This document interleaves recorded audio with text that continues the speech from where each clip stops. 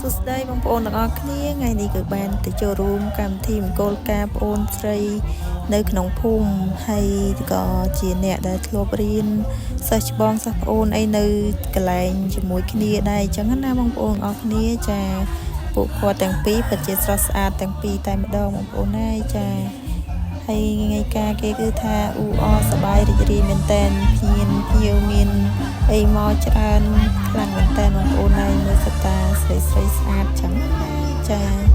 ហើយនេះគឺចូលរួមហើយគឺដើរចូលតុកដើម្បីញ៉ាំអាហារនឹងឯងបងប្អូនរីករាយទស្សនាទាំងអស់គ្នាណា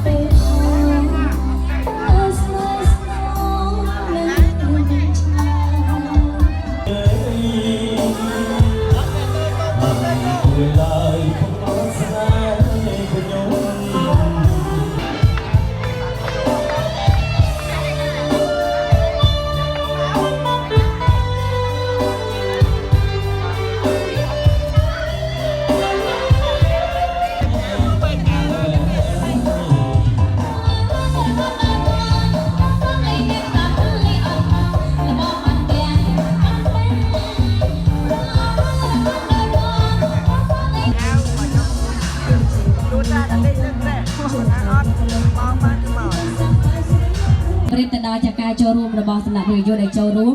ចិនពេលកូនប្រុសកូនស្រីចាប់ផ្ដើមធ្វើដំណើរក្នុងចំនួន3ជុំចិនមានការស្លាជ័យស្រីសុស្ដីយើងបាច់ការឡើងលើទាំងអស់គ្នាលើកដៃរីចាសប្រៃបាញ់បានតែកំបាញ់ចូលភ្នែកគាត់ចាំមុខគាត់យើងបាញ់ឡើងលើមកចិនដើម្បីកុំឲ្យចូលភ្នែកទៅកាហាយចាអរគុណអញ្ចឹងកូនកន្លះកូនកំមុំត្រៀមនៅអូនចាមួយធ្វើតាមមួយ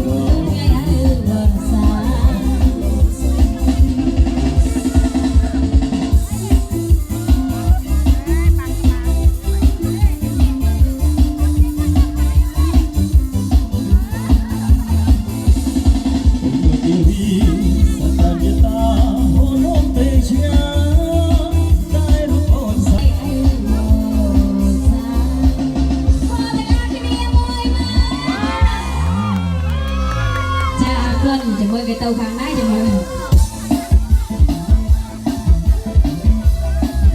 គ្នារាប់ជូន3ចាសសប្រៃក៏បានបាញ់ព្រោះថាចាំទៀនរលត់សិនចាំយើងបាញ់ចាត្រៀម1 2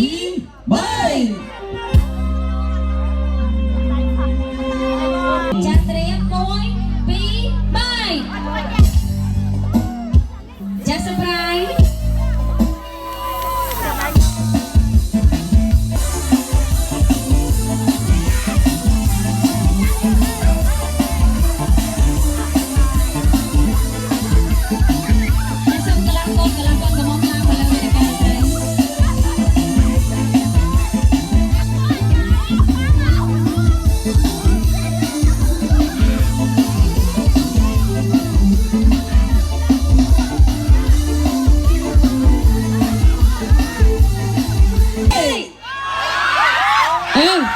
បានដោយមិនបាច់ប្រាំងបាទសូមគោរពអញ្ជើញកញ្ញាបាទចាប់តាដៃមួយក៏បានដែរបាទមិនបាច់ចាំដៃពីរហេតុតែនិស័យគាត់លោកដៃយើងក៏បានដែរនេះចាហេតុតែនិស័យដៃមកជាហៀងឯណាតាសួរទីមើលដៃមកជាហៀងហ្នឹងចាប់ដាក់កៅមែនបានជាប់ រំភើបាន